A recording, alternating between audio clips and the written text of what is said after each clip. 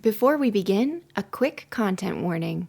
Paranormal Pajama Party is a podcast about scary stories and legends, but there's nothing scarier than the patriarchy. When discussing tales in which women are often the villains, we'll have to unpack some stories in which women are the victims.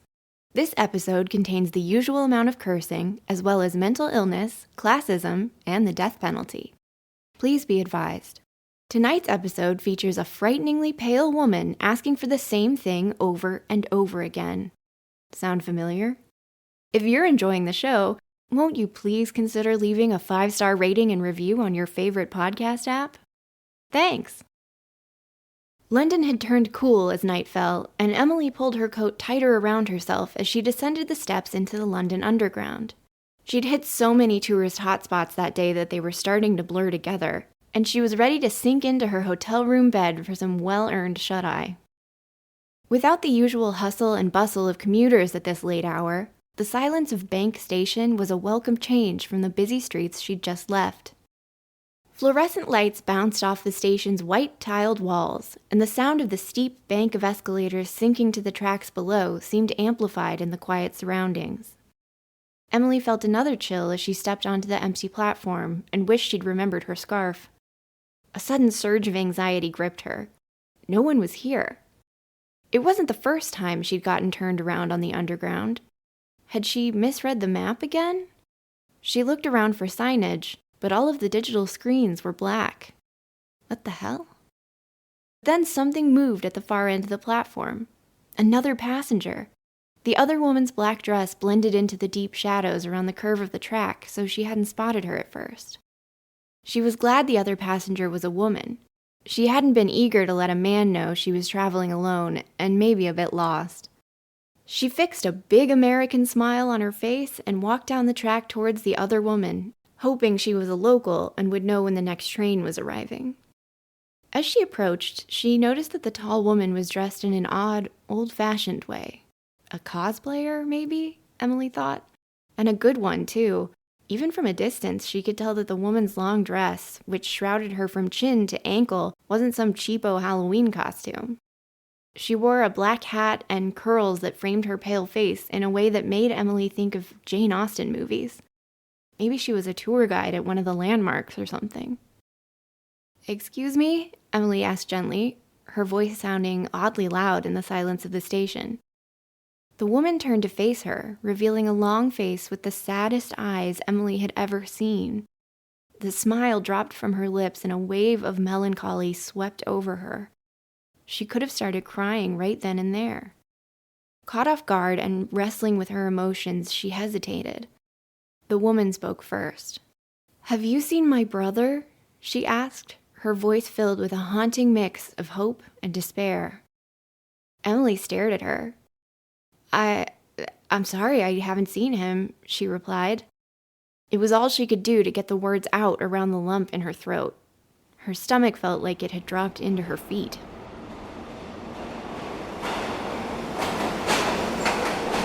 A rushing sound behind her startled Emily into glancing over her shoulder. With great relief, she saw the headlights of an oncoming train illuminating the tunnel. She turned back to the woman in black to apologize for bothering her, or to offer her a final word of comfort. Something for the poor creature with the sad eyes and the missing brother. But Emily was alone on the platform. The woman was gone.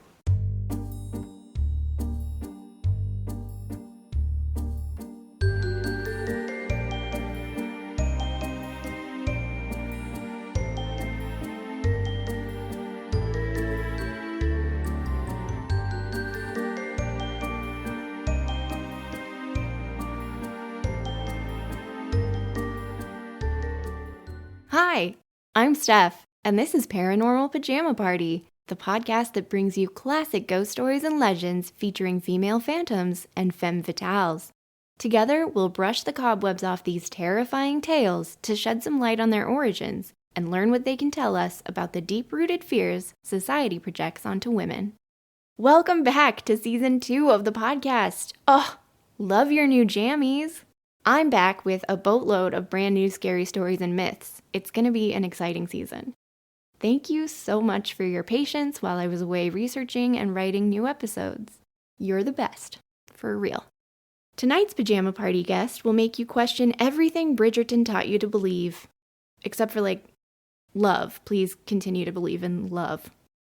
Regency-era London was not a series of high-stakes debuts and balls for the parts of the population too poor to run around with the society types, and women were subject to so many restrictions that it's almost unbelievable to our modern sense and sensibility. Yeah, there will be some Jane Austen references in this episode, and I have no regrets. Sarah Whitehead, also known as the bank nun, was not a nun at all. She was either a mentally ill woman whose grasp on reality was destroyed by the execution of her brother by the British government, a cunning grifter intent on separating the wealthy men of London from a few bucks, or a desperate woman with a plan. I'll let you decide. The short version of her story goes like this. Sarah's brother Paul, once a clerk at the esteemed Bank of England, was executed for forgery. Kept unaware of the situation by well-meaning friends, Sarah discovered the truth after coming to the bank one day and inquiring about her brother. When a staff member told her what had happened, she broke. Unable to cope with reality, she reappeared every day afterwards, wearing unflattering lipstick and black mourning clothes that made her look a bit like a nun, asking customers and employees alike if they'd seen her brother. The men would often take pity on her and give her a few coins from their pockets. Eventually, she became such a nuisance that the bank directors offered her a financial grant to go away. And she did. She kept this promise in life. In death, Sarah Whitehead's ghost still stalks the Bank of England, Threadneedle Street, and the nearby London Underground station, dressed in black and asking strangers if they've seen her brother. Then she departs, leaving an air of utter sadness and despair in her wake. That's the version of the story you'll hear on ghost tours. You'll never believe this, but I think there's more to her tale than that. Let's start at the beginning. Because this is history, Sarah's story begins, of course, with a man. One of my sources, and many of them are unreliable, but we'll get into why that is later, says her father held some kind of important position in the post office, which enabled him to provide his children, Sarah and her older brother Paul, with an education and save up some money besides. The family was decidedly middle class. Education in Regency England meant different things for girls and boys. If they were well off, boys were meant to inherit their family estates. If they weren't as well-to-do, they were educated so they could enter into respectable professions, which would have been Paul's situation. Girls, on the other hand, were trained in female skills. That is, given enough of an understanding of humanities and sciences that they could be good conversationalists, but not so much that they would question their future husband's opinions in these areas. They also had lessons in household management, and an emphasis was placed on their abilities in music and art. It was a limited education, but that was a non-issue because they'd just live at home until a respectable man married them before they became too old and decrepit at around, and I'm just checking my notes here, age 30. They didn't need to learn anything about money because their male relatives controlled it for them. I defy you to find a flaw in this perfect system. In 1797, Paul obtained a position as a clerk at the Bank of England, which was nicknamed the Old Lady of Threadneedle Street. Old lady as in old maid. This was a respectable job, and Paul was very good at it. Due to the nature of his work, he rubbed elbows with quite a few wealthy people. And apparently, thanks to his gentlemanly upbringing, they thought he was a swell guy and started inviting him to parties and activities with them. But rich people have champagne tastes, and Paul began to feel pressure to live beyond his means. Upon the death of their parents, Sarah, still single, moved into his slightly too nice home to become his housekeeper. A single woman's situation in Regency England changed dramatically after the death of her parents. In some cases, their parents may have kept them at home and away from suitors on purpose to ensure a sort of stay-at-home caretaker for them in their old age. Even if women were from well-to-do families, they often faced a life of poverty if they never married. In 1817, Jane Austen wrote to her niece, "Single women have a dreadful propensity for being poor, which is one very strong argument in favor of matrimony." Jane herself never married, and after her father's death suffered from poverty and a lack of freedom, hoping for handouts and help from her brothers. By the way, Jane's name never appeared on any of her books during her lifetime because reputation was everything in Regency England, and being a female author was not respectable or modest. According to one of my sources, a contemporary female writer named Mary Brunton, imagining her name being revealed to the public, wrote, "To be pointed at, to be noticed and commented upon, to be suspected of literary airs, to be shunned, as literary women are, by the more unpretending of my own sex, and abhorred, as literary women are, by the more pretending of the other. I should sooner exhibit as a rope dancer." So that job's out too, although I suppose rope dancer is always an option. Unless they married, women's financial safety depended entirely on their fathers or male relatives. There was a welfare system at the time, but single women were paid a maximum of 2 shillings a week, which works out to about $27 here in Australia today, or $17.25 US. Can you pay your rent, feed yourself, and afford utilities on less than $27 a week? According to one of my sources, a book titled Women Alone, Spinsters in England 1660 through 1850 by feminist historian Bridget Hill, when an unmarried woman named Sarah Ackland's brother tried to calm her down after the death of their father, she told him, "You who have a comfortable home and a wife cannot the least realize what it is to lose father and home and position in a moment." Single women were entirely at the mercy of their families. If they were lucky and had an unmarried brother, as Sarah did, they might be allowed to move in and keep his home. But this wasn't always an option, and sometimes the brothers were married, so the sister was just in the way, or they didn't even think of it. Hill also writes that the novelist Sarah Scott's brother never even considered asking his sister to live with him, even as a housekeeper, when her mother died and he inherited the estate. She was left homeless.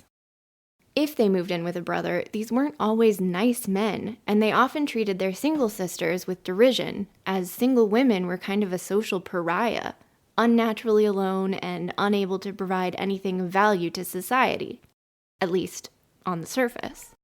In reality, they took up a lot of the invisible emotional labor necessary in every household, acting as aunt, nurse, and companion. In Sarah Whitehead's case, while Paul was out with his friends, overspending and being a fun, sexy bachelor, which was completely socially acceptable, she oversaw everything on the domestic front, organized his servants, and received visitors, which her education qualified her to do very nicely. Paul, tempted by his friend's lifestyle, began to speculate on the stock market. Look, my understanding of the finance part of this is a bit shaky, so I asked ChatGPT to explain it to me using Beanie Babies as examples, and this is what it said. Let's say there's a rare Beanie Baby named Peanut the Royal Blue Elephant. Historically, this particular Beanie Baby has been known to fetch high prices among collectors due to its rarity and demand. Now, imagine a rumor circulating within the Beanie Baby collector community that the manufacturer plans to re-release a limited edition version of Peanut the Royal Blue Elephant to commemorate its 25th anniversary. This rumor could drive up demand for the original version among collectors who believe its value will increase even further. As a speculative investor, you might purchase several Peanut the Royal Blue Elephant Beanie Babies at the current market price, anticipating that the rumored re-release will indeed boost their value. However, this is a risky bet because the rumor might be false or the market might not react as expected. If the rumor proves to be true, and the value of Peanut the Royal Blue Elephant Beanie Babies does indeed increase, you could potentially sell your collection at a profit. On the other hand, if the rumor turns out to be false or the market doesn't react as anticipated, you could end up losing money on your investment. Then it warned me not to invest in Beanie Babies. Too late, ChatGPT. I put all my money in Peanut way back in 1998. Luckily, I only had $3 in my piggy bank at the time. Speculating on stocks was not okay with Paul's employer, the Bank of England. Classily, his bosses allowed him to resign rather than firing him, allowing him to save his pride and prejudice. Nope, that was a stretch. But now Paul was in a pickle, because when you need money for things, having an income helps. He began to work as a stockbroker, apparently falling in with sketchier and sketchier company. He seemed to have kept all of this from his sister. At this same time in history, the British government was getting pretty nervous about its longtime enemy, France. After the French Revolution overthrew Marie Antoinette and family, Great Britain expelled the French ambassador. France responded by declaring war. In 1797, the same year Paul started working at the bank, French forces attempted to invade Wales. The threat of war resulted in a run on the Bank of England. People tried to convert their paper banknotes to gold. But England had overprinted its banknotes in previous years, and converting all of them to bullion would have bankrupted the bank. So Parliament quickly passed the Bank Restriction Act, removing the requirement for the bank to convert banknotes into gold. Since the government was hoarding bullion to pay for war, paper currency was increasing in use, but it wasn't considered as trustworthy as gold. It makes sense to me. Dragons hoard gold because it's real. Paper money is so fragile. It was also extremely susceptible to forgery, and criminals were quick to take advantage of this. In response to a significant uptick in forgery, the British Parliament passed 36 anti-forgery statutes, and most of them carried the death penalty as punishment. According to one of my sources, the bank pursued these prosecutions and executions zealously. Many people condemned at the Old Bailey simply didn't realize the banknotes they were trying to spend or cash were counterfeit. All of this financial fuckery made British citizens extremely anxious. It was a hot-button issue, to the point that a British prime minister was assassinated by a pro-bullion agitator in 1812. Meanwhile, things were not going well for Paul. Quote, "The higher he rose upon the unsubstantial ladder of speculation, the more means he required for his extravagances. High company dazzled his imagination, and capricious fortune, turning her back upon him, the bubble of his golden dream burst. Want planted a withering finger where luxury had before revelled." Bewitched by money, speculating on the stock market, and trying to live beyond his means, in 1811, Paul brought a forged banknote into his old place of work, the Bank of England, and convinced a fancy-pants banker to cash it for him.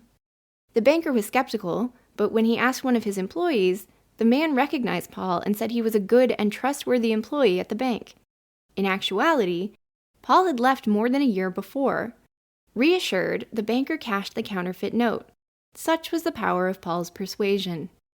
That was the last Austen reference, I swear. But Paul's forgery was soon found out, and the bank made an example out of him. Paul was charged with forgery in late 1811, convicted, and sentenced to death. His execution was carried out at Newgate Prison in 1812. Some sources say that Sarah's friends, not wanting her to learn about her brother's evil deeds, kept his conviction, imprisonment, and execution from her, maybe even taking her away on the day of his hanging so that she wouldn't hear the bells ring announcing a death. I don't understand how that would be possible since she kept the man's house, but it does make for a more dramatic story if she had her mental breakdown in the Bank of England, the very institution that ensured her brother's death sentence. The story goes that she went in asking for him, and a clerk, not knowing she was Paul's sister, told her the whole shocking story without a care for her reaction.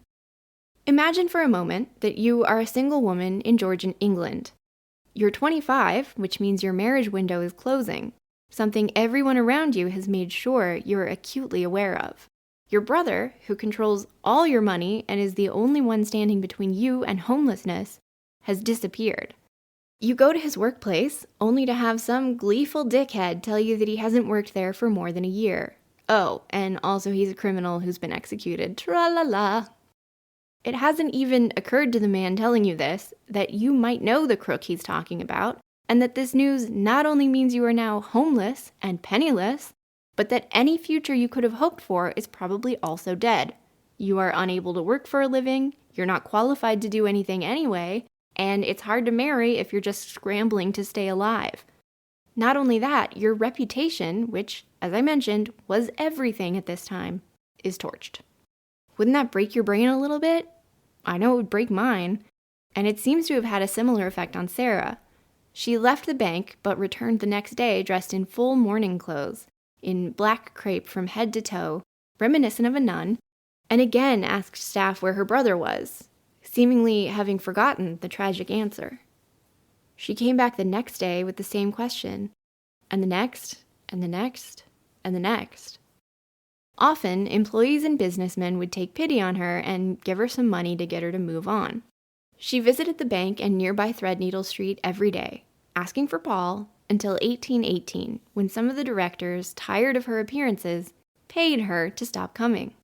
In that time, her notoriety grew. She gained something of a reputation as an unhinged woman in black, with red blush and lipstick, haunting the bank and asking the same question over and over. Her activities began to be reported on in the Times, and it spread from there. The story of her and her brother was eventually rewritten as a cautionary tale in a paper called Streetology of London, where she was depicted as a con artist who bullied financiers out of their hard-earned money. She was also, gasp, an unwed mother, further contributing to the blight of poverty by breeding another mouth to feed. When I first read Sarah's story, it's not that I was exactly team banker, but I did think she sounded, and I mean this in the nicest way possible, really annoying. Her story is tragic, and she was clearly unwell, but come on. Showing up every single day and asking for your dead brother, it would start to grate a little, sometime around day 293. But after digging into her story and the context a little bit more, now I have another opinion.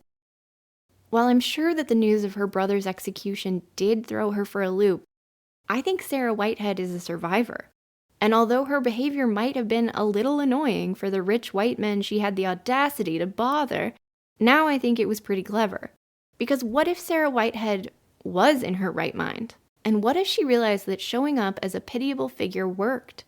She had no options besides the workhouse, except to become the thing that these men had both created and found truly horrifying, to appear in their faces and show them what social mores had done to her, reduced her to a mourning beggar. The fact that she put on makeup was remarked upon widely in the judgmental articles about her, and one of my sources points out the connection being drawn between the forged banknote her brother tried to pass off as the real thing and a disgusting spinster who pretends to still have any kind of sex appeal by wearing makeup.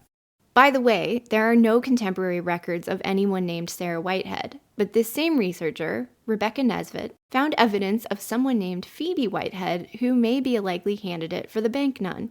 Phoebe would have been 25 when Paul was executed. Imagine being grossed out by a 25-year-old in lipstick because she's so old. If she showed up at the bank every day for 6 years, she was an ancient 31 when she finally stopped. I don't know if that's what Sarah's plan was. I just think there's something to it. If you can't work, and you can't marry, and you can't get very much money out of the welfare system, but you can be annoying enough that a board of directors gets together and offers you a large sum of money to go away forever, wouldn't you do it? Unfortunately, if Sarah was actually Phoebe, the payout didn't save her from destitution. Phoebe worked as a laundress and was sent to the workhouses 3 times. Sarah Whitehead appeared in a number of articles and books about zany characters of London, apparently dying in 1837, according to one, and being buried in a graveyard now owned by the bank, which might explain why her ghost still haunts the area. She was briefly mentioned again as A Poor Demented Woman by Charles Dickens in 1853, and she appears in a W.H. Auden poem with other minor historical figures in 1940.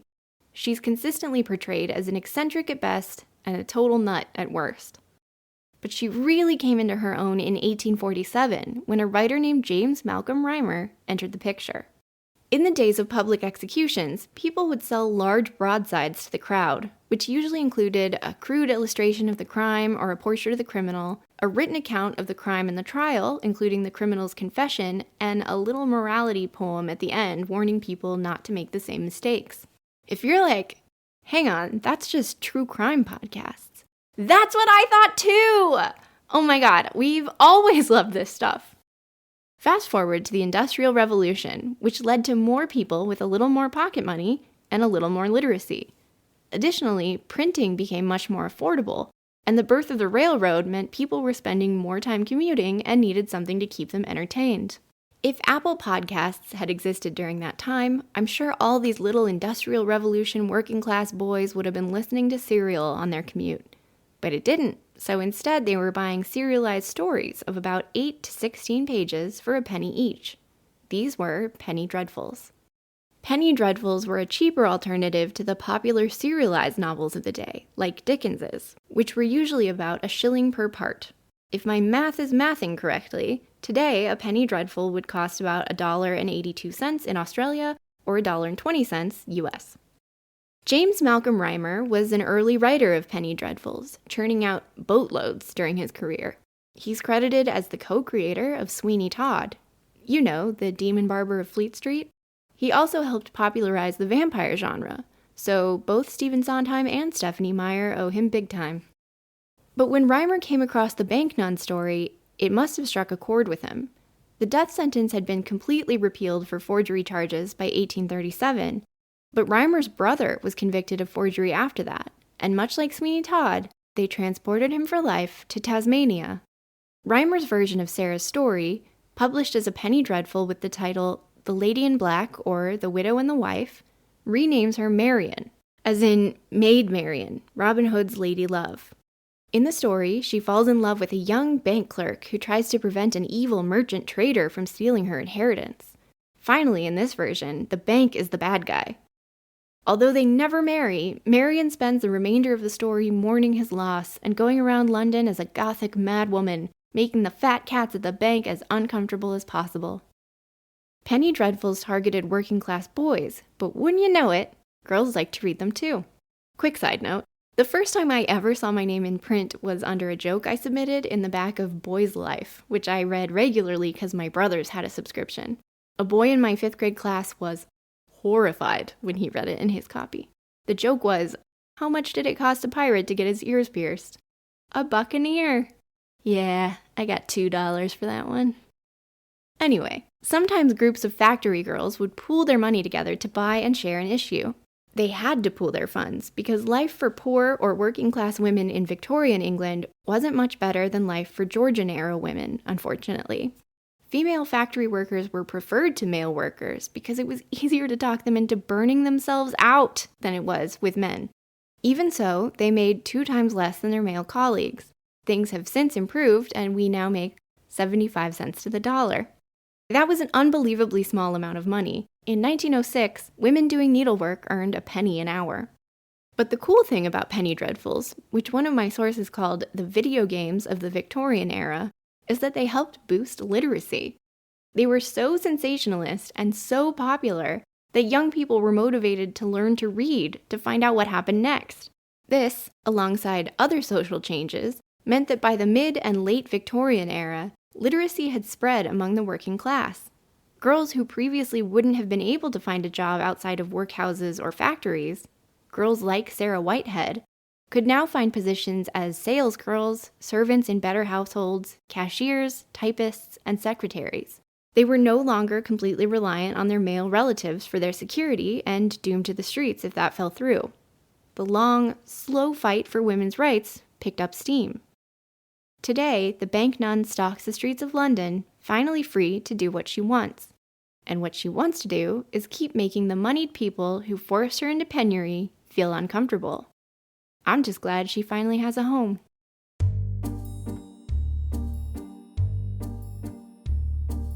It's time for Lights Out at the Paranormal Pajama Party. Thanks for joining me for Season 2. I can't wait to share more creepy stories with you and get even angrier at patriarchal systems. Whee! To learn more about the bank nun, penny dreadfuls, and why we're superstitious about walking under ladders, hint, it's about marriage, check out my sources in the show notes. Follow Paranormal PJ Party on Instagram to see visuals from today's episode. I'll be back next week with more spine-tingling tales and critical discussion. In the meantime, don't forget, ghosts have stories, women have voices. Dare to listen.